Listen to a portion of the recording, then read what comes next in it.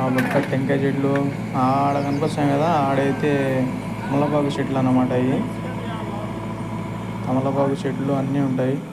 ఆ పక్క మాడి చెట్లు ఉన్నాయి. ఇదంతా వరి వేశారన్నమాట. దాదాపు ఒక 100 ఎకరాలు అయితే వరి సాగు చేస్తున్నారు ఇక్కడ. ఆ పక్క చూపిస్తారు, జామ చెట్లు కూడా ఉన్నాయి.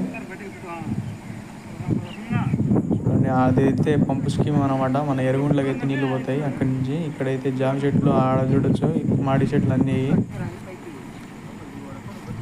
చుట్టూ అయితే వాతావరణం బాగుందన్నమాట. ఇక్కడైతే పార్టీ ఈట్ అయితే బాగా చేసుకోవచ్చు. చికెన్ తెచ్చుకొని బాగా పార్టీ చేసుకోవచ్చు ఇక్కడ. ఏర్లు అయితే చూడండి, నీళ్ళు అయితే